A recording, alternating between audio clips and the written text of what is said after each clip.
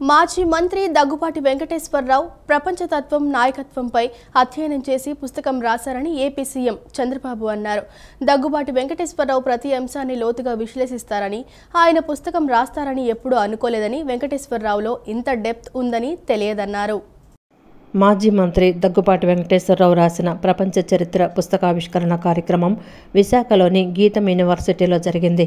ఈ కార్యక్రమానికి ముఖ్యమంత్రి చంద్రబాబుతో పాటు మాజీ ఉపరాష్ట్రపతి వెంకయ్య నాయుడు, కేంద్ర మంత్రి నిర్మలా సీతారామన్, ఎంపీలు దగ్గుబాటి పురంధేశ్వరి, శ్రీభరత్ పాల్గొన్నారు. ఈ సందర్భంగా చంద్రబాబు మాట్లాడుతూ దగ్గుబాటి వెంకటేశ్వరరావు తన తోడల్లుడని, ఎన్టీఆర్ వద్ద ఇద్దరం అన్నీ నేర్చుకున్నామన్నారు. ఆయన పుస్తకం రాస్తారని తానెప్పుడు అనుకోలేదన్నారు. రచయిత కానటువంటి రచయిత వెంకటేశ్వరరావు అని ఎవరూ చేయని సాహసాన్ని ఆయన చేశారన్నారు. ప్రపంచ చరిత్రలో ఆది నుంచి ఇప్పటి వరకు మొత్తం వివరాలను పుస్తకంలో పొందుపరిచారని తెలిపారు. ఎన్ని కష్టాలున్నా సంతోషంగా కనిపిస్తారని చెప్పారు. గత ప్రభుత్వ విధ్వంస పాలనతో అందరం ఆవేదన చెందామని, గీతం వంటి ఉత్తమ విద్యా సంస్థను ఏం చేశారో చూశారన్నారు. ఇటీవల ఎన్నికల్లో దగ్గుబాటి పురంధేశ్వరి చొరవను అందరం చూశామని అన్నారు. ఎప్పుడు కూడా మా ఫ్యామిలీలో ఒక విశిష్టమైన వ్యక్తి, డెప్త్కి వెళ్తారు, అనలిటికల్ గా ఆలోచిస్తూ ఉంటాడు. ఒక ఏది కూడా నేను చూస్తూ వస్తున్నాను. ఇద్దరం కూడా ఒక స్ఫూర్తినిచ్చినటువంటి ఎన్టీ రామారావు గారి దగ్గర నేర్చుకున్నాం. తెల్లవారితో నిద్ర లేస్తే ఆయన దగ్గరికి వెళ్ళేవాళ్ళం. ఆయన అప్పచెప్పిన బాధ్యతలు చేశాం. అవన్నీ తలుచుకున్నప్పుడు నేను అనుకున్నాను, వెంకటేశ్వరరావు గారి ఇంటి పుస్తకాలు రాయడం ఏంటని. కలిసి ఉన్నాం 40 ఏళ్ళు, ఫ్యామిలీ మెంబర్స్. కానీ ఆయనలో ఇంత డెప్త్ ఉంది, ఒక పుస్తకం రాస్తాడని నేను ఎప్పుడు ఊహించలేదు. ఆయన చెప్పినప్పుడు నేను అడిగాను, మీరే రాశారా అని అడిగాను. ఎవరికైనా డౌట్లు ఉంటాయి. కానీ ఆయన రైటర్ కాదు, ఇప్పుడు కూడా కాదు. కానీ రైటర్ కానటువంటి రైటర్, ఈయన రచయిత కానటువంటి రచయిత. ఈరోజు ఏదైతే అటెంప్ట్ చేశారో అది కూడా చూస్తే ఎవరు చేయనటువంటి పుస్తకం కోసం చేశారు. ఆ విషయాలు కూడా మనం ఒకసారి మాట్లాడుకుంటాం. అనంతరం కేంద్ర మంత్రి నిర్మలా సీతారామన్ మాట్లాడుతూ భారతదేశ చరిత్రలో విజయాలు సాధించిన ఎందరి గురించో మనం విన్నామని, అలాంటి గాథలను ఒకచోట చేర్చి వెంకటేశ్వరరావు పుస్తకం రాశారని అన్నారు. మరింత అధ్యయనం చేసి అమెరికా అధ్యక్షుడు ట్రంప్ పాలన సహా అన్ని విషయాలు రాయాలని ఆమె కోరారు. Write history is not easy at all. To write history requires a lot more rigor. It requires a lot of intensive study. I think it was Aristotle who once said, and I'm not sure about the exact words, but he said history, actually it's about the unchanged. దాంట్లో మార్పు చేర్పులు ఏం లేవు, నడిచిపోయాయి. ఆ నడిచిపోయిన విషయాన్ని గురించి రాయడం అనేది, that is why you also have people who say history is normally written by the victors. గెలుపు ఎవరికి పొందారో, ఎవరు గెలిచారో వాళ్ళ వల్ల రాయబడినది హిస్టరీ. దాంట్లో మంచి ఉంటాయి, చెడు ఉంటుంది. మంచి ఏంటి, గెలిచిన వాళ్ళు రాసినప్పుడు వాళ్ళ తరపున జరిగిన మంచిలన్నిటినీ కూడా హిస్టరీలో రాస్తూ వస్తారు. కానీ అన్చేంజ్డ్ అది Aristotle. Unchanged. It remains there. It is unchanged. Nobody can change it. What happened. But దాన్ని రాస్తున్న వాడు గెలిచిన వాడైతే he writes it in one glorious way. అదే భారతీయ కోణం నుంచి చూసినప్పుడు కానివ్వండి, లేకపోతే వరల్డ్ వైడ్ యూరోపియన్ కోణం నుంచి చూసినప్పుడు కానివ్వండి, అనుసంధానం చరిత్రలో ఉందా లేదా, అటు భారతీయ అటువైపున వరల్డ్, యూరోపియన్ కానివ్వండి, ఇటు ఏషియన్ కానివ్వండి, మిగతా ఆఫ్రికన్ కానివ్వండి, వాటికి సంబంధించినటువంటి ఆ చరిత్ర అనుసంధానం ఇది సక్రమంగా చేసిందనేటువంటి దాన్ని కూడా నేను విశ్లేషించి చెప్పడం జరిగింది. ఇవి కాకుండా ఇంకా అనేక 2-3 లాంగ్వేజ్కి సంబంధించినటువంటిది కూడా సులభతరంగా ఉంది. ఇది అందరూ చదువుకునేటటువంటి విధంగా ఉంది, స్టూడెంట్స్కి చాలా పనికొస్తాయి అని ఇన్ని విశ్లేషణ చేస్తూ జవహర్లాల్ నెహ్రూ గారు ఎక్కడ, విల్ డ్యూరాంట్ ఎక్కడ, ఆర్నాల్డ్ టాయిన్బీ ఎక్కడ, వీళ్ళతోటి చేస్తే నాకు కొంచెం సిగ్గు వేసింది నిజంగా. కానీ నేను వీరందరినీ పిలిచినందుకు నేను గర్వపడతా ఉన్నాను. విద్యార్థుల ఆత్మహత్యల నివారణకు ప్రభుత్వం చర్యలు తీసుకుంటోందని మంత్రి లోకేష్ స్పష్టం చేశారు.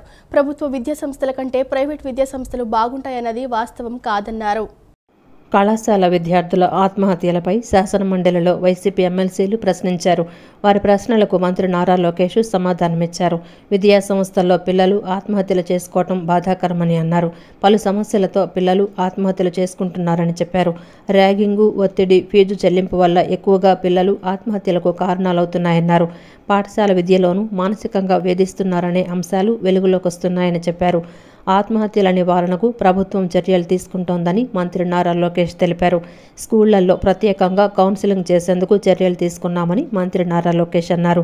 పిల్లల్లో విద్యాపరంగా ఒత్తిడి తగ్గించేందుకు చర్యలు తీసుకుంటున్నామని చెప్పారు. ఇంటర్మీడియట్ బోర్డులో సంస్కరణలు తీసుకొస్తున్నామని తెలిపారు. ఒక విద్యార్థి ఆత్మహత్య చేసుకున్నా ప్రభుత్వం చాలా సీరియస్గా తీసుకుంటుందన్నారు. ఆత్మహత్యలపై నివారణ చర్యలు తీసుకోవాల్సిన బాధ్యత ప్రైవేటు పాఠశాలల యాజమాన్యాలపైన ఉందని చెప్పారు. ఆత్మహత్యల విషయమై ప్రభుత్వం చాలా సీరియస్గా ఉందన్నారు. ప్రభుత్వం కంటే ప్రైవేటు విద్యా సంస్థలు బాగుంటాయనే ప్రచారం బయట ఉందని, ఇది సరైంది కాదని చెప్పారు. ఇప్పటికే ప్రభుత్వ పాఠశాలలకు 12 లక్షల మంది పిల్లలు దూరమయ్యారని అన్నారు. చాలామంది ప్రైవేటు విద్యా సంస్థల వైపు వెళ్తున్నారని చెప్పుకొచ్చారు. ప్రభుత్వ విద్యా సంస్థల్లో మౌలిక వసతులు, టీచింగ్ స్టాఫ్ పెంచేందుకు ప్రభుత్వం చర్యలు తీసుకుంటుందని మంత్రి నారా లోకేష్ పేర్కొన్నారు. అధ్యక్ష, 2016లో 6 చనిపోయారు అధ్యక్ష. మళ్ళీ 2019లో 4 చనిపోయారు. 2021లో 7 చనిపోయారు. 2022లో 12 మంది చనిపోయారు అధ్యక్ష. మళ్ళీ 23లో 17 మంది. 24 వచ్చి మళ్ళీ 6. అంటే ప్యాటర్న్ లేదు అధ్యక్ష, పెరుగుతున్న ప్యాటర్న్ లేదు. ఎందుకంటే ఒక సిస్టమ్ లేదు అధ్యక్ష. జరుగుతున్నాయి కాదని ఎవరు అనట్లేదు. ఆత్మహత్యలు జరుగుతున్నాయి. ఇది ఇంటర్మీడియట్కి వచ్చేగల అధ్యక్ష. టెక్నికల్ ఎడ్యుకేషన్ లో కూడా అదే ప్రాబ్లం అధ్యక్ష. టెక్నికల్ ఎడ్యుకేషన్ లో కూడా ఒక సంవత్సరం 2-3 చనిపోతున్నారు, ఒక సంవత్సరం 11 మంది చనిపోయారు, ఒక సంవత్సరం 1 చనిపోయారు. ఇట్లా ప్యాటర్న్ అనేది లేదు. ఇంకో పక్కన యూనివర్సిటీలో కూడా ఆత్మహత్యలు జరిగినాయి అధ్యక్ష. ఓపెన్ గా మాట్లాడుతున్నారు. డేటా రిపోర్టింగ్ 2014 నుంచి ఉంది అధ్యక్ష. అప్పటి నుంచి చూస్తే 18 మంది, అంటే గత దశాబ్దంలో 18 మంది ఆత్మహత్య చేసుకోవడం జరిగింది అధ్యక్ష. అధ్యక్ష, గౌరవ సభ్యులు అడిగినట్లు 2-3 విషయాలు అధ్యక్ష. ఇక్కడ స్కూల్ వెల్నెస్ టీమ్స్ ఏర్పాటు చేసి ప్రైవేట్ మరియు ప్రభుత్వ జూనియర్ కళాశాలకి ఓరియంటేషన్ ఇచ్చి ఎర్లీ సిమ్టమ్స్, అంటే ఆత్మహత్య చేసుకోవాలనేది ఒక్క క్షణంలో ఆలోచించి కాదు, ఒక సిమ్టమ్ అనేది ఉంటుంది. విద్యార్థులు ఆ సిమ్టమ్ మనం క్యాప్చర్ చేయాల్సిన అవసరం ఉంది అధ్యక్ష. పిల్లల్ని ఆత్మహత్య చేసుకోకుండా చూసుకోవాల్సిన బాధ్యత ఉంది అధ్యక్ష. కేవలం జూనియర్ కళాశాల నుంచి విశ్వవిద్యాలయాల వరకే కాకుండా ఈవెన్ స్కూల్ ఎడ్యుకేషన్ లో కూడా అధ్యక్ష, ఇప్పుడు సెక్షువల్ హెరాస్మెంట్ ఇష్యూస్ వస్తున్నాయి. ఇవన్నీ కూడా ఏంటంటే స్కూల్ ఎడ్యుకేషన్ లో కూడా ఈ రోజు మేము కొన్ని కౌన్సిలర్స్, సుమారుగా 280 కౌన్సిలర్స్ మేము నియమించాం. వాళ్ళని టీచర్లు కూడా, ఉపాధ్యాయులు కూడా ట్రైనింగ్ ఇస్తారు అధ్యక్ష. ఇచ్చి ఎర్లీ సిమ్టమ్స్ ఏంటి, ఈవెన్ సెక్షువల్ హెరాస్మెంట్ కూడా, అంటే బిహేవియర్ లో మార్పు వచ్చిందా పిల్లల్లో, అది చూసుకుని క్యాచ్ చేసి అదే ఎస్కలేట్ చేస్తే ప్రాపర్ కౌన్సిలింగ్ చేయాలనే లక్ష్యంతో మేము పనిచేస్తాం. మొదటి ఆంధ్రప్రదేశ్లో మాదక ద్రవ్యాల నియంత్రణపై ప్రభుత్వం కఠినంగా వ్యవహరిస్తోందని హోంమంత్రి అనిత తెలిపారు. శాసన మండలిలో జరిగిన చర్చ సందర్భంగా ఆమె మాట్లాడుతూ రాష్ట్రంలో గంజాయి అక్రమ రవాణాను అరికట్టేందుకు ప్రత్యేకంగా ఈగల్ అనే బృందాన్ని ఏర్పాటు చేసినట్లు ప్రకటించారు. గత కొంతకాలంగా ప్రభుత్వం గంజాయి సాగును పూర్తిగా నిర్మూలించేందుకు కఠిన చర్యలు తీసుకుంటోందని అన్నారు. ఈ క్రమంలో గంజాయి సాగు 90% వరకు తగ్గిపోయిందని హోంమంత్రి వెల్లడించారు. అక్రమ రవాణాపై ఉక్కుపాదం మోపుతున్నామని, ఈ వ్యాపారం నిమగ్నమైన వారి ఆస్తులను కూడా ప్రభుత్వం జప్తు చేస్తుందని ఆమె స్పష్టం చేశారు. గంజాయి రవాణా ప్రధానంగా ఒడిశా నుంచి ఆంధ్రప్రదేశ్కు జరుగుతోందని, దీనిని అరికట్టేందుకు ఒడిశా ప్రభుత్వంతో ప్రత్యేక సమావేశం ఏర్పాటు చేసినట్లు హోంమంత్రి వెల్లడించారు.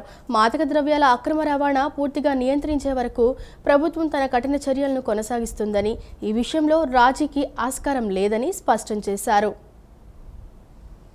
విషయం ఏంటంటే గవర్నమెంట్ వచ్చిన తర్వాత, ఎన్డీఏ గవర్నమెంట్ వచ్చిన తర్వాత గాంజా డ్రగ్స్ మీద ఉక్కుపాదం మోపాలని ఒకే ఒక ఉద్దేశంతో లాస్ట్ గవర్నమెంట్ లో ఉన్న తప్పిదాలను సరి చేసుకుంటూ గాంజాకి డ్రగ్స్ బాధితున్న ఈ విద్యార్థులు గాని యువకులు గాని ఎవరు బారిన పడకుండా ఉండాలని చెప్పి గౌరవ ముఖ్యమంత్రి గారి ఆదేశాల మేరకు ఈగల్ అని చెప్పి ఒక సెపరేట్ గా ఒక టాస్క్ ఫోర్స్ ఏర్పాటు చేసి దానికి విధి విధానాల గురించి కూడా మేము సబ్ కమిటీ కూడా ఏర్పాటు చేసుకుని, సబ్ కమిటీలో మంత్రులు 5 మంత్రులతో కూడిన సబ్ కమిటీని కూడా ఏర్పాటు చేసుకోవడం జరిగింది అధ్యక్ష. దీనివల్ల సుమారుగా చాలా చోట్ల గంజాయి సాగు అనేది తగ్గింది. అదేవిధంగా మనకి చూసుకుంటే అధ్యక్ష, ఎన్డీపీఎస్ కేసులు అధ్యక్ష ఇప్పటి వరకు అరెస్ట్ అయిన నిందితులు చూసుకుంటే కంపారిజన్ చూసుకుంటే 1/10/2023 నుంచి 31/5/2024 వరకు 1995 మందిని అరెస్ట్ చేస్తే 1/6/24 నుంచి 31/1/2025 2025 వరకు 2513 మందిని అరెస్ట్ చేయడం జరిగింది అధ్యక్ష.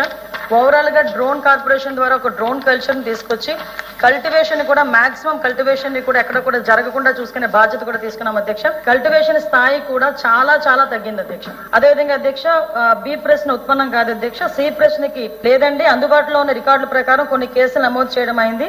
అది 1వ అనుబంధంలో ఉంచడం అయింది అధ్యక్ష. మాదక ద్రవ్య నిర్మూలనకి ఇందాకే చెప్పాను అధ్యక్ష మీకు, ఒక ఈగల్ అని చెప్పి elite anti narcotics group of law enforcement అని చెప్పి ఒక సెపరేట్ గా ఒక టాస్క్ ఫోర్స్ ని ఏర్పాటు చేసి ఆ టాస్క్ ఫోర్స్ కి కూడా 30% ఫిట్మెంట్ ఇచ్చి వాళ్ళకి vehicles, CC cameras, drones, infrastructure మొత్తం వాళ్ళకి అప్పచెప్పి ఎక్కడ కూడా వాళ్ళకి కోఆర్డినేషన్ మిగతా డిపార్ట్మెంట్స్ తో కోఆర్డినేషన్ చేసుకుని వాళ్ళు వెళ్లే పరిస్థితి కూడా కనిపిస్తుంది అధ్యక్ష. మాక్సిమం గాంజాయి డ్రగ్స్ విషయంలో ఉక్కుపాదం మోపడమే కాదు అధ్యక్ష, ఇప్పటికీ కూడా కంట్రోల్ చేయడానికి గవర్నమెంట్ చిత్తశుద్ధితో ఉంది. సముద్రంలోకి వృధాగా పోతున్న జలాలను ఏపీ వాడుకుంటే తప్పేంటని మంత్రి నిమ్మల రామానాయుడు ప్రశ్నించారు. ఏటా గోదావరి నుంచి 3000 టీఎంసీల వరకు నీరు సముద్రంలోకి వృధాగా పోతుందని, దానిలో 200 టీఎంసీల నీరు దుర్భిక్ష ప్రాంతాలకు తరలిస్తే ఏ పార్టీ అయినా ఏ ప్రాంతమైనా స్వాగతించాలన్నారు. అత్యంత అవసరమైన నీరు సముద్రంలోకి పోయి ఉప్పు నీరులో కలిసిపోవడమా, అవసరమైన ప్రాంతాలకు తరలించటమా అనేది ఆలోచించాలని విజ్ఞప్తి చేశారు. సముద్రంలోకి వృధాగా పోతున్న జలాలను ఏపీ వాడుకుంటే తప్పేంటని మంత్రి నిమ్మల రామానాయుడు ప్రశ్నించారు. కొందరు రాజకీయ ఉనికి కోసం రాద్ధాంతాలు చేస్తున్నారని ఆగ్రహం వ్యక్తం చేశారు. గోదావరిపై మహారాష్ట్ర అక్రమ ప్రాజెక్టు నిర్మాణంపై నాడు చంద్రబాబు వెళ్లి ధర్నా చేసి అరెస్ట్ అయిన సంగతి మర్చిపోతే ఎలా అని నిలదీశారు. 2024 సంవత్సరంలో కృష్ణానదికి చివరన ప్రకాశం బ్యారేజీ నుంచి 871 టీఎంసీల నీరు సముద్రంలోకి పోయిందని తెలిపారు. సముద్రంలోకి పోయే ఈ వృధా నీరు వెనుకబడిన కరువు జిల్లాలు, రాయలసీమకు, ఫ్లోరైడ్ బాధిత ప్రకాశం జిల్లాకు వాడుకుంటే అభ్యంతరం సరికాదని హితవు పలికారు. ఏటా గోదావరి నుంచి 3000 టీఎంసీల వరద నీరు సముద్రంలోకి వృధాగా పోతోందని, దానిలో 200 టీఎంసీల నీరు దుర్భిక్ష ప్రాంతాలకు తరలిస్తే ఏ పార్టీ అయినా ఏ ప్రాంతమైనా స్వాగతించాలన్నారు. ఉభయ తెలుగు రాష్ట్రాల ప్రయోజనాల కోసం సానుకూల వాతావరణంలో ఆలోచించాలని సూచించారు. శ్రీశైలం ప్రాజెక్టుకు 2024 అక్టోబర్ 25 వరకు ఇన్ఫ్లో వస్తూనే ఉందన్నారు. గత 2 ఏళ్లు కృష్ణాలో నీరు లేక Krishna delta, Nagarjuna Sagar right canal కింద క్రాప్ హాలిడే ఇవ్వాల్సి వచ్చిందని గుర్తు చేశారు. ఈ నీటిని ఉపయోగించుకోకపోతే ప్రాజెక్టులు నిండిపోయాయి కాబట్టి బంగాళాఖాతంలోకి పోతాయని చెప్పారు. అత్యంత అవసరమైన నీరు సముద్రంలోకి పోయి ఉప్పు నీరులో కలిసిపోవడమా, అవసరమైన ప్రాంతాలకు తరలించడమా అనేది ఆలోచించాలని విజ్ఞప్తి చేశారు. మనం చూసాం 2024-25లో శ్రీశైలంకి 1600 టీఎంసీల నీరు మరి పెద్ద ఎత్తున వచ్చినటువంటి పరిస్థితి మనం చూసాం.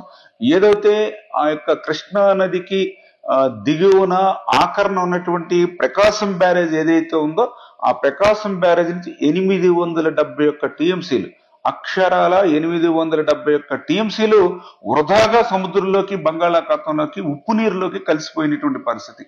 నేను అడుగుతూ ఉన్నా, అంటే ఏదైతే ఈ యొక్క వృధాగా సముద్రంలోకి పోవడం కంటే ఏదైతే అదనంగా వచ్చినటువంటి ఆ వరద జలాల్ని అత్యంత వెనకబడినటువంటి కరువు జిల్లాలైనటువంటి రాయలసీమకు, అదేవిధంగా ఫ్లోరైడ్ బాధితులు పెద్ద ఎత్తునటువంటి ప్రకాశం జిల్లాకు మరి ఆ వరద జలాల్ని ఉపయోగించుకుంటే తప్పేంటో మరి ఈవేళ మరి మీరు కూడా సమాధానం చెప్పాల్సినటువంటి అవసరం అయితే ఖచ్చితంగా ఉంది. ఏదైతే శ్రీశైలం దగ్గర కూడా మనం చూసాం, కృష్ణానదికి చరిత్రలో ఎప్పుడూ లేనటువంటి విధంగా మొన్న 2024 అక్టోబర్ 25 వరకు మరి కృష్ణా నదికి సంబంధించి ఇన్ఫ్లో వస్తూ ఉన్నటువంటి పరిస్థితి. అంటే ఆ రకంగా పెద్ద ఎత్తున ఏదైతే కృష్ణా నదికి గతంలో ఎప్పుడూ లేనటువంటి విధంగా మరి వరద జలాలు ఏదైతే బంగాళాఖాతంలో పోతూ ఉన్నాయో వాటిని మాత్రమే ఆంధ్రప్రదేశ్ రాష్ట్రం ఉపయోగించుకుంది తప్ప అదనంగా మరి ఏదో ఇంకొక వాటాను లేకపోతే వాటాకు అదనంగా తీసుకునేటువంటి పరిస్థితి లేదనే విషయాన్ని కూడా ఈ సందర్భంగా మీ ద్వారా కూడా తెలియజేసుకుంటూ, తెలుగు భాషలో ప్రపంచ చరిత్ర పుస్తకం ఆవిష్కరణ హర్షణీయమని మాజీ ఉపరాష్ట్రపతి వెంకయ్య నాయుడు అన్నారు. విశాఖ గీతం యూనివర్సిటీలో మాజీ మంత్రి దగ్గుబాటి వెంకటేశ్వరరావు రచించిన ప్రపంచ చరిత్ర పుస్తక ఆవిష్కరణ కార్యక్రమంలో వెంకయ్య పాల్గొన్నారు. ఈ సందర్భంగా ఆయన మాట్లాడుతూ, మన గుర్తింపునకు చరిత్ర అనేది ఒక పునాది అని తెలిపారు. ప్రపంచ చరిత్రను పుస్తకంగా రాయడం అంత తేలికేమీ కాదన్నారు. ఎన్టీఆర్ నటన గురించి పుస్తకం రాయడం కూడా సాధ్యమయ్యే పని కాదన్నారు. వివిధ సంఘటనల క్రమేణా ఎలా మారాయో చరిత్ర చెబుతుందని తెలిపారు. రాజకీయాలు, ఆర్థిక శాస్త్రం, మానవ సమాజంలోని అన్ని అంశాలు చరిత్ర చెబుతుందని చెప్పారు. చరిత్ర ద్వారా అన్ని తెలుసుకుని భవిష్యత్తులో ముందుకు వెళ్లాలని ఆయన అన్నారు. చరిత్రను సరిగా నమోదు చేయడం చాలా అవసరమని చెప్పుకొచ్చారు. భారతదేశ చరిత్ర వక్రీకరణకు గురైందని అన్నారు. ప్రపంచ చరిత్రలో జరిగిన పరిణామ క్రమాన్ని సరళమైన భాషలో తీసుకురావడం ముదావహమని పేర్కొన్నారు. అసమానమైన సేవలు, త్యాగాలు, పోరాటాలు, వాళ్ళ జీవిత చరిత్ర అవి తగినంతగా గుర్తింపుకు రాలేదు, తగినంతగా వాటికి ప్రాధాన్యత ఇవ్వలేదు. ఎందుకంటే మనం ఒకప్పుడు ప్రపంచానికి విశ్వగురువు మనం, ఆ తర్వాత విధ్వంసానికి గురి, మన చరిత్రాకృతమైన విషయాలన్నీ కూడా చాలా వరకు ధ్వంసం చేయబడ్డాయి. మన దేవాలయాలపైన ఇస్లాం ఆక్రమణ జరిగిన తర్వాత దేవాలయాలపై చాలా దేవాలయాలు పడగొట్టారు. దేవాలయాలపైన చాలా విజ్ఞానం ఉంటుంది. చరిత్రలో చాలా విషయాలు మనం దేవాలయాలపైన రాసిన వాటికి బయట తీయగలిగితే దాంట్లో తెలుసుకునే అవకాశం ఉంటుంది. వాటిని ముందు టార్గెట్ చేసి కేవలం మతం కోసమే కాదు, దాన్ని ధ్వంసం చేశారు వాళ్ళు. మన యొక్క భారతదేశం యొక్క చరిత్ర గొప్పతనాన్ని గురించి కూడా. ఈ తర్వాత ఈ పరాయి దేశాల వాళ్ళు కొంతమంది రాజ్య విస్తరణ కాంక్షతో వాళ్ళ రాజ్యాన్ని విస్తరించాలని చెప్పని వచ్చి ఈ మన చరిత్రను కొంతవరకు ధ్వంసం చేశారు. ఇంగ్లీష్ వాళ్ళు కూడా దాంట్లో ప్రధాన కారకులు అనే విషయం కూడా మనందరికి కూడా తెలుసు. ఈ బ్రిటిష్ పాలన వచ్చిన తర్వాత వారి దృక్పథానికి, వారి అవసరాలకు అనుగుణంగా చరిత్రను వక్రీకరించారు. టీటీడీ చైర్మన్గా బాధ్యతలు స్వీకరించిన తర్వాత శ్రీవారి అన్నప్రసాదం మెనూలో అదనంగా ఒక పదార్థం పెట్టాలని ఆలోచన తనకు కలిగిందని టీటీడీ చైర్మన్ బిఆర్ నాయుడు చెప్పారు. తన ఆలోచనను సీఎం చంద్రబాబు దృష్టికి తీసుకెళ్లారని, ఆయన అంగీకారంతో గారెల వడ్డింపు కార్యక్రమం ఇవాళ నుంచి ప్రవేశపెట్టామని అన్నారు. తిరుమల తరిగొండ వెంగమాంబ అన్నప్రసాద కేంద్రంలో భక్తులకు శనగపప్పు గారెలు వడ్డింపు కార్యక్రమాన్ని TTD chairman BR Naidu, EO Shyamala Rao, అదనపు ఈవో వెంకయ్య చౌదరిలతో కలిసి ప్రారంభించారు. అంతకుముందు స్వామివార్ల చిత్రపటాల వద్ద గారెలను ఉంచి చైర్మన్, ఈవో, అదనపు ఈవోలు ప్రత్యేక పూజలు చేశారు. అనంతరం భక్తులకు స్వయంగా వారు గారెలను వడ్డించారు. గారెలు రుచిగా, కమ్మగా ఉన్నాయంటూ భక్తులు సంతృప్తి వ్యక్తం చేశారు.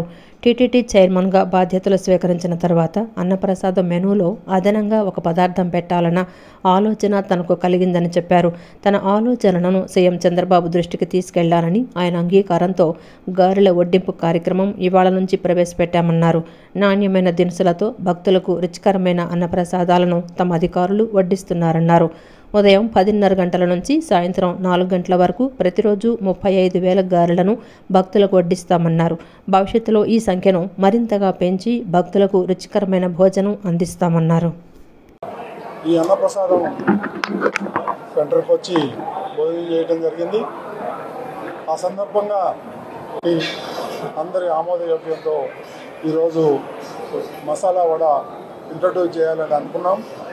అదేవిధంగా ఈరోజు కార్యరూపం దాల్చింది. దీనికి జనవరి 20వ తారీఖు నాడే ట్రయల్ రన్ చేశారు మన అధికారులు. అది బాగా సక్సెస్ అయింది.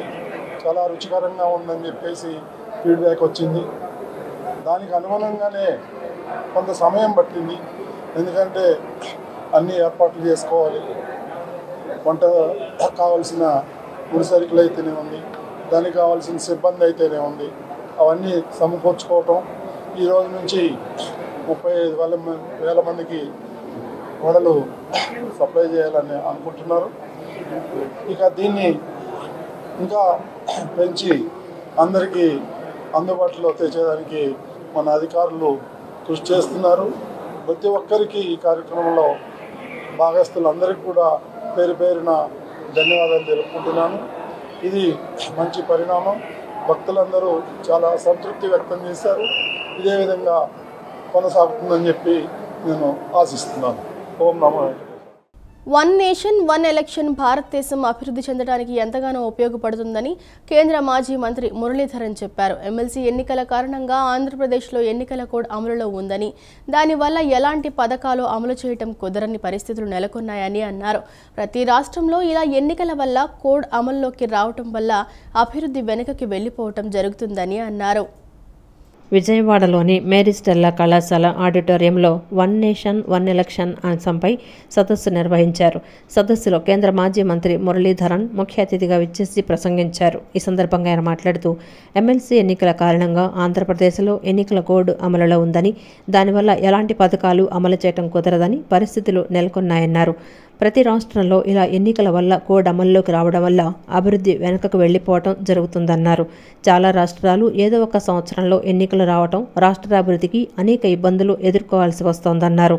పోలింగ్ బూత్స్ స్కూల్స్లో ఉండటం వల్ల స్కూల్స్ మూసివేయాల్సిన పరిస్థితి, అలాగే అధికారులకి డ్యూటీస్ ఉండటం జరుగుతుంటాయన్నారు. శాసనసభ, పార్లమెంట్ ఎన్నికలు, ఆ తర్వాత స్థానిక సంస్థలు ఇలా ఒకదాని తర్వాత ఒకటి ఎన్నికలు జరుగుతున్నాయని అన్నారు. ఇలా ఎన్నికలు జరగటం వల్ల ఖర్చుతో పాటు సమయం వృధా అవుతుందని, దీంతో అభివృద్ధి చెందడానికి ఆటంకాలు ఏర్పడుతున్నాయి. దేశం అభివృద్ధి చెందాలంటే అన్ని రాష్ట్రాలకి ఒకేసారి ఎన్నికలు జరిగితేనే దేశం అభివృద్ధి చెందుతుందన్నారు. Elections, people vote separately. Means during the election also there will be a vote for the parliament and there will be a vote for assembly. And in our country, people are well aware and they are well educated to decide and make their options, even if they feel that for the whole country I will vote for this party, but for the state I will vote for this party, which would be different, because we have seen regional parties who raise the state level issue, they get represented at the national, into the parliament as well as to the state. So there is no such national issue. There are some issues which are affecting the whole country. There are issues which affects each state. So people will take very conscious decision, very much conscious decision on whom should I vote for state and whom should I vote for the parliament. And we have experience of such things. When elections were held together also, the people decided one party for parliament, another party for state. So the apprehension that people will have confusion about state issue and national issue, that is unfounded. So we need not worry about that part at all.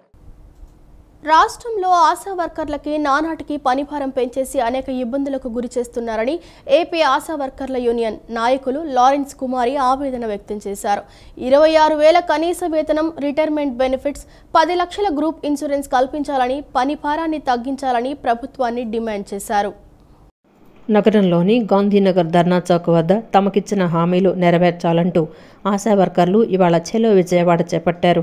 పలు జిల్లాల నుంచి విజయవాడలోని ధర్నా చౌక్కి పెద్ద ఎత్తున ఆశా కార్యకర్తలు తరలివచ్చారు. తమ న్యాయమైన డిమాండ్లు పరిష్కరించాలని రాష్ట్ర ప్రభుత్వాన్ని కోరారు. ఏపీ ఆశా వర్కర్లు యూనియన్ నాయకులు లారెన్స్ కుమారి మాట్లాడుతూ 19 సంవత్సరాల క్రితం వయసు, అర్హత చూడకుండా ఆశా వర్కర్లని విధుల్లోకి తీసుకున్నారు. ప్రస్తుతం ప్రభుత్వం ఇచ్చే బెనిఫిట్స్ విషయంలో ఇవి చూడటం కరెక్ట్ కాదన్నారు.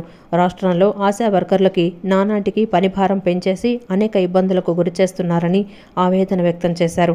26,000 కనీస వేతనం, రిటైర్మెంట్ బెనిఫిట్స్, 10 లక్షల గ్రూప్ ఇన్సూరెన్స్ కల్పించాలని, పనిభారాన్ని తగ్గించాలని ప్రభుత్వాన్ని డిమాండ్ చేశారు. ఏఎన్ఎంలు చేసే పని కూడా ఆశా వర్కర్లు చేత చేయిస్తున్నారని తెలిపారు. ఆశా వర్కర్లు ఏఎన్ఎం ట్రైనింగ్ ఇచ్చి పదోన్నతి కల్పించాలని డిమాండ్ చేశారు. వయోపరిమితి పెంపు, గ్రాట్యుటీ ఇస్తామని ప్రకటించిన రాష్ట్ర ప్రభుత్వం జీవో రూపంలో ఇవ్వాలని డిమాండ్ చేశారు. ఆశా వర్కర్లకి ఏఎన్ఎం పోస్టుల భర్తల్లో వీళ్ళకి కూడా ఆశా వర్కర్లకు కూడా ఫస్ట్ ప్రయారిటీ ఇవ్వాలని కోరుతా ఉన్నాము. అలాగే ఆశా వర్కర్లకి దఫల వారీగా ఏఎన్ఎం ట్రైనింగ్ ఇవ్వాలని చెప్పేసి గవర్నమెంట్ సర్టిఫికేట్లు ఇవ్వాలని కోరుతా ఉన్నాము.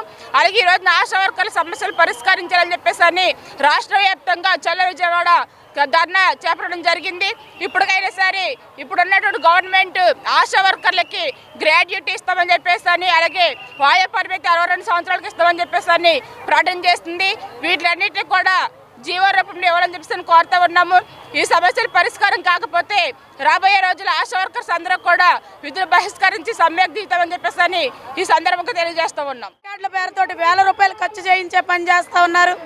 వర్కర్లు ప్రశ్నించిన చోట విధుల నుండి తొలగించే పని చేస్తూ ఉన్నారు. మా యొక్క ఈ డిమాండ్స్ను పరిష్కారం చేయాలని చెప్పేసి కోరుతా ఉన్నాం. అట్లాగే గత ప్రభుత్వం ఆశా వర్కర్ల ప్రభుత్వ ఉద్యోగులు అని చెప్పేసి సంక్షేమ పథకాలన్నీ ఆపడం జరిగింది. రిటైర్మెంట్ బెనిఫిట్ కూడా ఇవ్వకుండా 10ల సంఖ్యలో వర్కర్లు ఇంటికి పంపించే పని చేస్తుంది. ఈ ప్రభుత్వం గ్రాట్యుటీ ఇస్తూ ఇచ్చినటువంటి ప్రకటన జీవోల రూపంలో ఇవ్వాలి, పరిభారాన్ని తగ్గించాలి, వర్కర్లు విహెచ్ఎన్సీ కమిటీల ద్వారా తొలగింపులను రద్దు చేయాలి, ఆశా వర్కర్ల నియామకాలు ప్రభుత్వమే చేపట్టి బదిలీలు అలాగే ఏదైతే ఉందో నోటిఫికేషన్కి సంబంధించి అన్నీ కూడా ప్రభుత్వమే చేయాలని చెప్పేసి మేము కోరుతా ఉన్నాం. ఈ సమస్యల పరిష్కారం కాని పక్షంలో రాబోయే రోజుల్లో మా పోరాటాన్ని ఇంకా విస్తృతం చేస్తామని చెప్పి తెలియజేస్తాను. సమాజంలో ఏ రంగంలో చూసినా మహిళలు అన్నింటా వెనుకబడి ఉన్నారని సేఫ్ సభ్యురాలు స్వరూపారాణి తెలిపారు. మహిళల అభివృద్ధి కోసం కేంద్ర, రాష్ట్ర ప్రభుత్వాలు కేటాయిస్తున్న బడ్జెట్ చాలా తక్కువగా ఉందన్నారు. అసంఘటిత రంగంలో 93% మంది అధిక పని గంటలు, అసమానత వేతనాలు, అధిక శ్రమ దోపిడీకి గురవుతున్నారని తెలిపారు. అంతర్జాతీయ మహిళా దినోత్సవాన్ని పురస్కరించుకొని ఫోరం ఫర్ ఆర్టిస్ట్స్, సేఫ్, తరుణి తరంగాలు, భారత మహిళా మండలి, స్పృహాప్తి, జనశిక్షణ సంస్థ సమన్విత ఆధ్వర్యంలో బాలోత్సవ భవనంలో చిత్రకళా పోటీలు నిర్వహించారు. Working women, artificial intelligence, gender equality అంశంపై నిర్వహించిన చిత్రలేఖనం పోటీలు విద్యార్థులు ఉత్సాహంగా పాల్గొన్నారు. తాము గీసిన చిత్రాలను ప్రదర్శనలో ఉంచారు. ఈ సందర్భంగా సేఫ్ సభ్యురాలు స్వరూపారాణి మాట్లాడుతూ అసంఘటిత రంగంలో 93% మంది అధిక పని గంటలు, అసమానత వేతనాలు, అధిక శ్రమ దోపిడీకి గురవుతున్నారని తెలిపారు. సమాజంలో మహిళలకు అభద్రతా భావం ఉండటం వల్ల మధ్యలోనే పని మానేయాల్సి వస్తోందన్నారు. మహిళలపై శారీరక వేధింపులు, అత్యాచారాలు పెరిగాయని చెప్పారు. అసాంఘిక కార్యకలాపాలు పెరగడానికి అంతర్జాలం ప్రభావం ఉందన్నారు. అసాంఘిక కార్యక్రమాలకి విశృంఖలత పెరగడానికి, నైతిక విలువలు తగ్గిపోవడానికి కారణమవుతున్నాయి. వాటిని నిరోధించకుండా మహిళల సమానత్వం సాధ్యం కాదు. అట్లాగే రాజకీయ రంగంలో కూడా మహిళలు పోయినసారి 78 మంది ఉంటే ఈసారి చట్టం చేసిన తర్వాత 74 మంది మాత్రమే ఉన్నారు.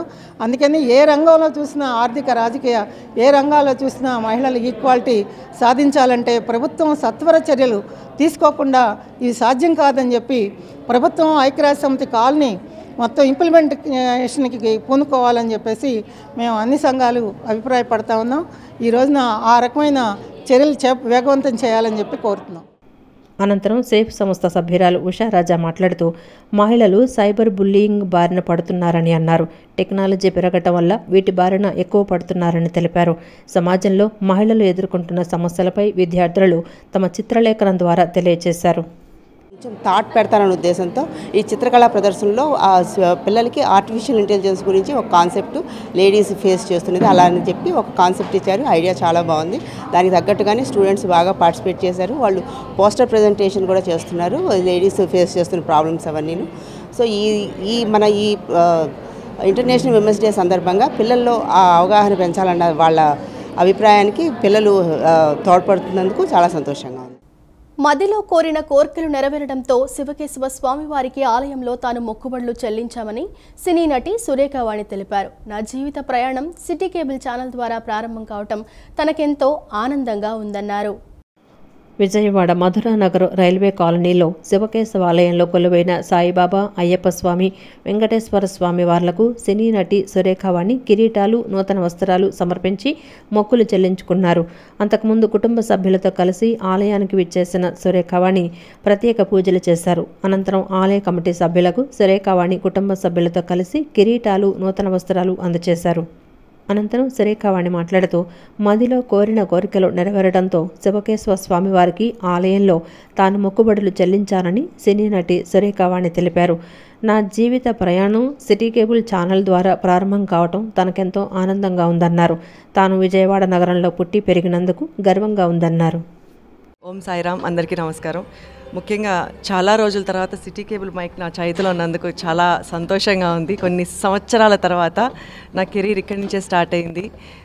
విజయవాడలో పుట్టి పెరిగి విజయవాడ వాస్తవ్యురాలుగా నాకు చాలా గర్వంగా ఉంది.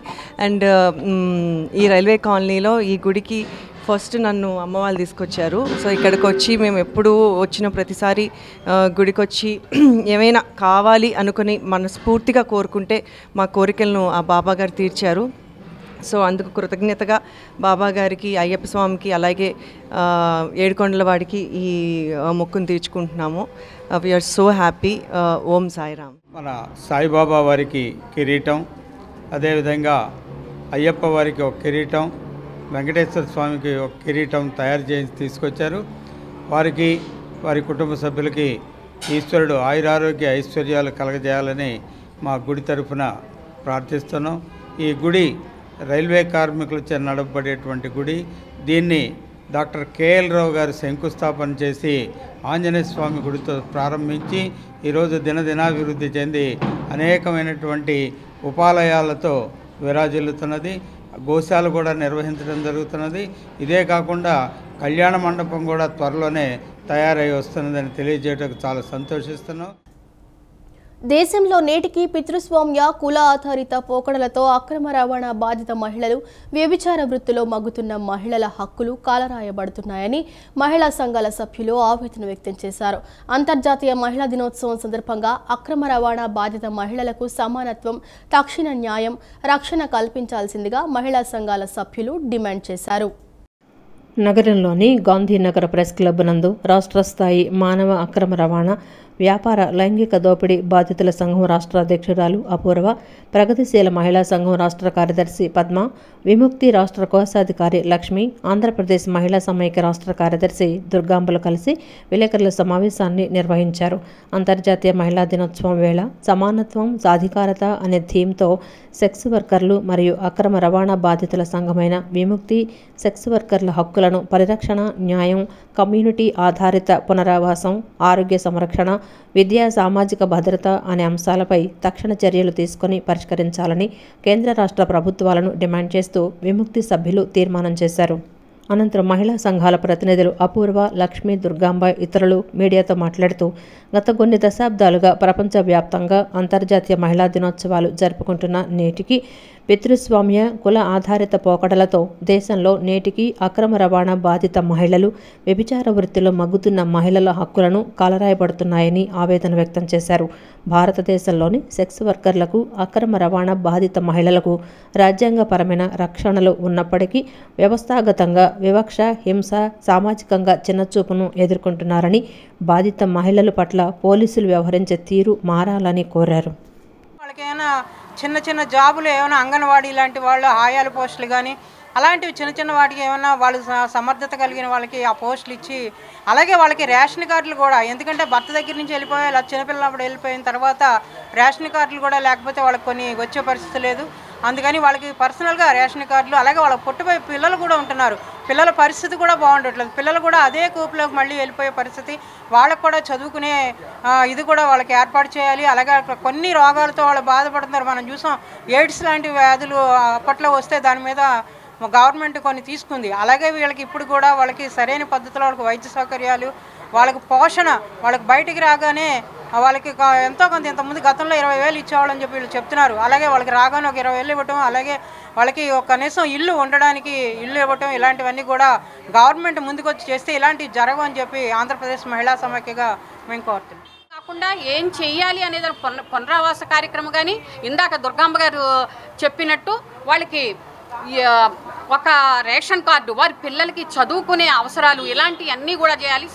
అంతర్జాతీయ శ్రామిక మహిళా దినోత్సవం ఐక్యరాజ్య సమితి ఒక పిలుపునిచ్చింది, మహిళల బాలికల హక్కులు సాధికారత దిశగా పయనించాలి అని చెప్పి. కానీ ప్రభుత్వాలు ఏం చేస్తున్నాయి? ఐక్యరాజ్య సమితి చెప్తుంది, ప్రభుత్వాలు ఏం చేస్తున్నాయి? మామూలు మహిళలకే న్యాయం అందించలేకపోతున్నాయి. కానీ ఈ సెక్స్ వర్కర్లుగా పేరు పడిన వాళ్ళని ఒక మనుషులుగా చూడాలి. ముఖ్యంగా పోలీసుల నుంచి వాళ్ళకి వచ్చే వేధింపుల్ని రాకుండా చేయడం, ప్రభుత్వపరంగా చర్యలు తీసుకోవాలని చెప్పి మేము ప్రగతిశీల మహిళా సంఘంగా డిమాండ్ చేస్తాం. డిజిటల్ మీడియా ప్రపంచంలో కమ్యూనికేషన్ స్కిల్స్ అనేవి చాలా ముఖ్యమని BCIT university of British Columbia Canada faculty professor Nargis Abraham అన్నారు. విజయవాడ మహాత్మా గాంధీ రోడ్లోని శ్రీ దుర్గా మల్లేశ్వర సిద్ధార్థ మహిళా కళాశాలలో ఆంగ్ల విభాగం ఆధ్వర్యంలో new franchise in visual communication and mass media అంశంపై సదస్సు నిర్వహించారు. ఈ సదస్సుకు ఉస్మానియా యూనివర్సిటీ ఏవీ రీసెర్చ్ సెంటర్ మాజీ director professor Usha Reddy, BCIT university of British Columbia Canada faculty professor Nargis Abraham పాల్గొన్నారు. ఈ సందర్భంగా వారు మాట్లాడుతూ విద్యతో పాటు విలువలు కూడా ఎంతో ముఖ్యమని అన్నారు. సాఫ్ట్వేర్ ఇంజనీరింగ్ అనేది ఒక కంటెంట్ అని, లాంగ్వేజెస్, హ్యూమానిటీ, ఫిలాసఫీ అన్నీ ఉంటాయన్నారు. డిజిటల్ మీడియా వల్ల మంచి, చెడు రెండూ ఉన్నాయని, మంచి కోసం ఉపయోగించాలని అన్నారు. Everything now is done through digital media, whether in the office or in the newspapers. There are no newspapers actually, it's all digital media. So for that, the students of today need to be ready, and in fact they are already digital natives, which means that they can handle all kinds of media, Instagram, Facebook, Twitter, Snapchat, all of that, as well as use the computers without even thinking about it. It is their writing skills. So in light of that, I am from an older generation, but I have been teaching these kind of students, so I'm happy to share my views and experience. నేనేం చూస్తానంటే వాళ్ళ values ఏమున్నాయి, వాళ్ళకి legal understanding ఏమున్నది, తర్వాత వాళ్ళు continuously నేర్చుకోగలరా, అంటే can they learn continuously new things, can they change, because change is the only thing. ఇంకోటి ఏమిటంటే మనం అనుకుంటాము that software is important, software engineering is important. No, it is not. It is the content, it is what we say, it is language, humanities, psychology, philosophy that consists of what makes technology important. విజయవాడలోని రామకృష్ణాపురంలో స్థల వివాదం ఉద్రిక్తతకు దారితీసింది. 280 గజాల స్థలాన్ని కబ్జా చేసి తమ కుటుంబాన్ని రోడ్డున పడేశారని వికలాంగ యువకుడు మస్తాన్ వలి కన్నీటి పర్యంతమయ్యారు. తమ స్థలాన్ని ఆక్రమించుకోవటమే కాకుండా తనను వికలాంగుడినని చూడకుండా బయటకు గెంటివేశారని ఆవేదన వ్యక్తం చేశారు. నగరంలోని రామకృష్ణాపురంలో వికలాంగ బాధితుడు మస్తాన్ వలి విలేకరుల సమావేశాన్ని నిర్వహించి తనకు జరిగిన అన్యాయంపై కన్నీరు మున్నీరయ్యారు. ఈ సందర్భంగా వికలాంగ యువకుడు మస్తాన్ వలి మాట్లాడుతూ అనేక సంవత్సరాల నుండి తాము నివాసం ఉంటున్న స్థలాన్ని మాది అని కొందరు ఆక్రమించుకున్నారని వాపోయారు. తమకు న్యాయం చేయాలని, తమ స్థలాన్ని తమకిప్పించాలని వేడుకున్నారు. అదేమని ప్రశ్నించిన తనపైన, తన తల్లిపైన, కుటుంబ సభ్యులపైన దాడి చేశారని, న్యాయం కోసం తమ వెంట వచ్చిన మీడియా ప్రతినిధులపై రాళ్ల దాడికి దిగారని వాపోయారు. ప్రభుత్వ పెద్దలు, పోలీసు ఉన్నతాధికారులు జోక్యం చేసుకొని తమకు చెందిన 280 గజాల స్థలాన్ని తమకిప్పించాలని కోరారు. ఆస్తికి సంబంధించిన పూర్తి డాక్యుమెంట్స్ తమ వద్దే ఉన్నాయని స్పష్టం చేశారు. తమపై దాడి చేసిన వారి నుంచి ప్రాణహాని ఉందని, తమకు రక్షణ కల్పించాలని, అలాగే వారిపై కఠినమైన చట్టపరమైన చర్యలు తీసుకోవాలని పోలీసు ఉన్నతాధికారులను కోరారు. నా పేరు మస్తాన్ వలి అండి. అది విజయవాడ రామకృష్ణాపురం. మాకు 280 గజాలు స్థలం ఉంది, దానిలో నివాసం ఉంటున్నాం. ఒక 27వ తారీఖున రామారావు అనే వ్యక్తి నడుచులు ఒక 40 మంది సుమారు తెల్లవారుజామున 3 గంటలకు వచ్చి మమ్మల్ని దౌర్జన్యంగా కొట్టి మా సామాన్లన్నీ పడేశారు. వాళ్ళు అప్పటి నుంచి లోపలే ఉంటున్నారు. ఏంటండి మా స్థలంలోకి మేము వెళ్తుంటే మమ్మల్ని రానియకుండా కొట్టి, ఈరోజు మేము లోపలికి వెళ్తే నన్ను కొట్టి మీడియా వాళ్ళ మీద రాళ్ళు విసిరి నన్ను ఆడవాళ్ళు సుమారు 10 మంది నన్ను కొట్టి బయటికి ఈడ్చుకొచ్చి పడేశారు. దీని మీద పోలీసు వారికి ఎప్పటికప్పుడు చెప్తున్నా సరే వాళ్ళు స్పందిస్తున్నారు, వస్తున్నారు, చెప్తున్నారు, అయినా సరే వాళ్ళ లోపల ఉండడం జరుగుతుంది. దీనిపై మరి వెనక ఎవరిని నడిపిస్తున్నారో ఏంటో తెలియదు. దౌర్జన్యంగా మా స్థలంలోకి వెళ్ళి మమ్మల్ని దౌర్జన్యంగా ఖాళీ చేపించి ఈ రకంగా వాళ్ళ లోపల ఉంటూ మందు తాగుతూ, గంజాయి తాగుతూ వాళ్ళు ఇష్టం వచ్చినట్టు చేస్తున్నారు. వాళ్ళ నుంచి ప్రాణహాని కూడా ఉంది. నేను ఇప్పటికీ వాళ్ళు ఖాళీ చేసినప్పటి నుంచి మేము బ్రిడ్జి కింద ఉంటున్నాం, ఇక్కడే నివాసం ఉంటున్నాం బ్రిడ్జి కింద. తమ భవనాన్ని అద్దెదారులు కబ్జా చేసేందుకు ప్రయత్నిస్తున్నారని భవన యజమానులు మద్దుల దామోదరం, మద్దుల లక్ష్మి, అనంత రాజేశ్వరీలు ఆవేదన వ్యక్తం చేశారు. తమ భవనంలోని షాపుల్లో అద్దెకు ఉంటున్న వారి వలనే తమకు ప్రాణహాని ఉందని అధికారులు, ప్రభుత్వం తమకు న్యాయం చేయాలని కోరారు. విజయవాడ 1 టౌన్ తారాపేట పీనా మహ్మద్ వీధిలోని భవనం వద్ద నిర్వహించిన మీడియా సమావేశంలో మాట్లాడుతూ అద్దెదారులు తమను అష్టకష్టాలు పెడుతున్నారని వాపోయారు. మానుకొండ శ్రీనివాస్, మిర్యాల హరీష్, అల్లాడ నరసింహరావులు ఒక పథకం ప్రకారం తమపై అక్రమ కేసు పెట్టారని, ఈ వ్యవహారంలో వృద్ధులైన మాకు తగిన న్యాయం చేయాలని కోరారు. ఈ వార్తలు ఇంతటితో సమాప్తం. నమస్కారం.